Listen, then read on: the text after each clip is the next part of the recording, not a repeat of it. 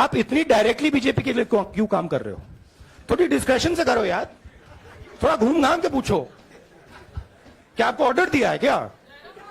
देखो मुस्कुरा रहे हैं, घूम घाम। मैं आपको उदाहरण देता हूं। राहुल गांधी सोचता है मेरा नाम सावरकर नहीं है, मेरा नाम गांधी है। गांधी किसी से माफी नहीं मांगता।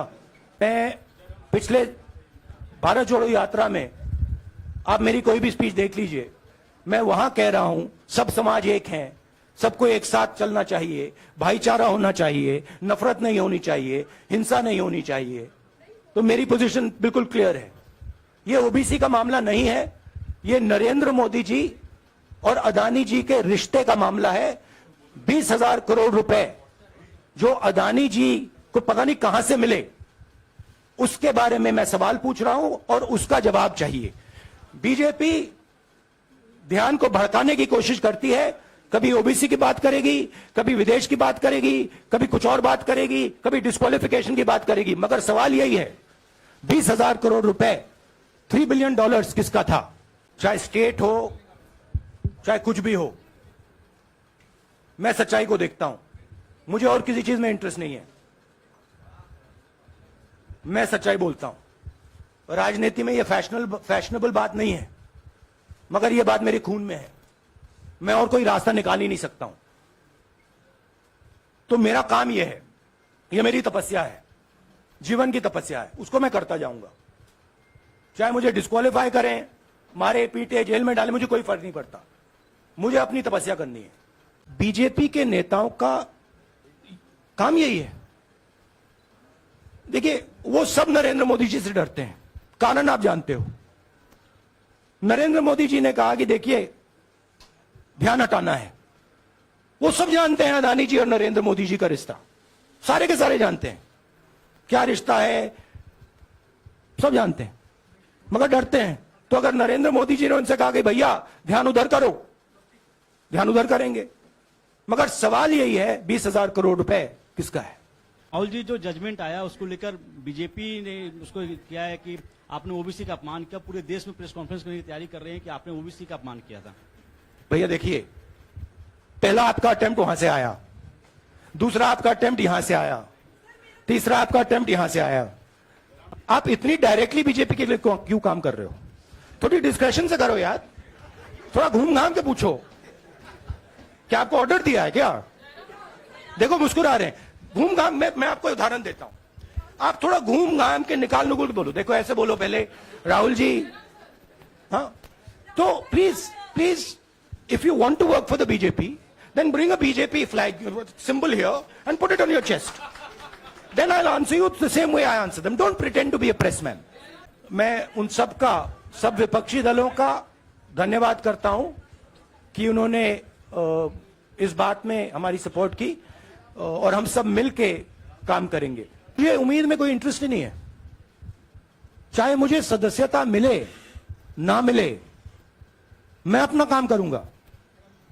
अगर ये मुझे परमानेंटली डिस्क्वालीफाई कर दें तो भी मैं अपना काम करूंगा। अगर मुझे रीइंस्टेट कर दें तो भी मैं अपना काम करूंगा। मुझे कोई फर्क नहीं पड़ता मैं पार्लियामेंट के अंदर हूं या बाहर हूं, कहां हूं। मैंने आपसे कहा मुझे अपनी तपस्या करनी है, मैं उसको करके दिखाऊंगा। 20,000 करोड़ रुपए अदानी जी की शेल कंपनीज में कहां से आए? आप इंक्वायरी कीजिए। अगर बात निकली कि हमारे चीफ मिनिस्टर का पैसा है तो इनको जेल में डाल दीजिए। अगर बात निकली तो किसी और का पैसा है तो उसको जेल में डालिए। ये जो पैनिक रिएक्शन इन्होंने किया है नरेंद्र मोदी जी ने, इससे सबसे ज्यादा फायदा मिलेगा विपक्ष को। ये इन्होंने हमें हथियार पकड़ा दिया है। ये आप बात समझिए। ये मोदी जी पैनिक में आ गए कि बात निकल जाएगी, ये 20,000 करोड़ रुपए किसके हैं, डर गए, घबरा गए। इन्होंने पूरा सीक्वेंस शुरू कर दिया।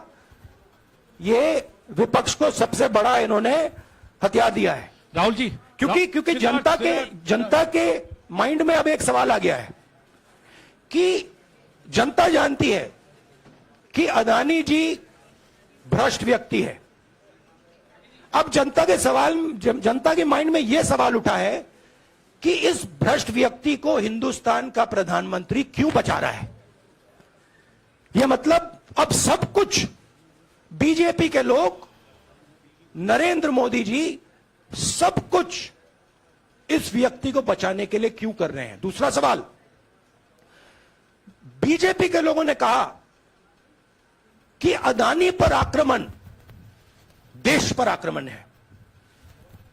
मतलब इनके माइंड में देश अदानी है और अदानी देश है। बात समझिए। राहुल गांधी सोचता है मेरा नाम सावरकर नहीं है, मेरा नाम गांधी है। गांधी किसी से माफी नहीं मांगता। और मैंने कहा, पार्लियामेंट हाउस में कहा कि भैया मुझे बोलने दीजिए ना, एक बार तो बोलने दीजिए। 2 बार चिट्ठी लिखी, तीसरी बार मैं पर्सनली स्पीकर से जाके कहता हूं, स्पीकर सर प्लीज, आप डेमोक्रेसी के लोकतंत्र के आप प्रोटेक्टर हैं, मुझे बोलने दीजिए। मुस्कुरा के कहते हैं भैया मैं तो नहीं कर सकता। आप नहीं कर सकते तो कौन कर सकता है? शायद मुझे जाके मोदी जी से पूछना पड़े, वो तो करने नहीं देंगे। तो मेरा जो पॉइंट है, इस देश में लोकतंत्र खत्म हो गया है। इस देश के लोग जो इनके दिल में है, हमारे दिल में है, बोल नहीं सकते हैं। इस देश के इंस्टीट्यूशन पर आक्रमण हो रहा है। और उस आक्रमण का मैकेनिज्म क्या है? उस आक्रमण का मैकेनिज्म नरेंद्र मोदी जी और अदानी जी का रिश्ता है, वो फाउंडेशन है। मैं नरेंद्र मोदी जी पर सवाल नहीं पूछ रहा हूं, मैं अदानी जी पर सवाल पूछ रहा हूं। बीजेपी अदानी जी को क्यों प्रोटेक्ट कर रही है? आप नरेंद्र मोदी जी को प्रोटेक्ट कीजिए। मैं अदानी जी पे पूछ रहा हूं, आप अदानी जी को क्यों प्रोटेक्ट कर रहे हो? आप इसलिए अदानी जी को प्रोटेक्ट कर रहे हो क्योंकि आप ही अदानी हो। Thank you.